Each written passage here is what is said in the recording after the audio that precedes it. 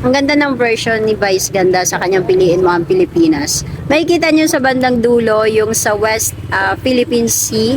Makikita nyo doon yung naging issue ngayon, yung parang sinasabuyan ng tubig yung mga Pilipino. Diba? So, yun po yung makikita nyo po dyan. And then, yung sa Bohol, yung nagpatayo ng pool sa gitna ng chocolate hills. 'Di ba? Yan, medyo yung concept nila, hindi rin nawawala yung Vice Ganda talaga. Talagang merong parang nakakatawa sa dulo. Pero talagang mapamulat ka talaga na yun talaga yung totoong nangyayari sa Pinas ngayon. As in, si Vice, yung ginawa niyang version ng Piliin Mo ang Pilipinas, akmang-akma sa anong pangyayari ngayon dito sa Pinas. Lalo na yung sa traffic. 'Di ba? Tapos yung bibigay ka ng pamasahe sa jeep, andun din. Tapos yung ang daming usok. Iba talaga tong kay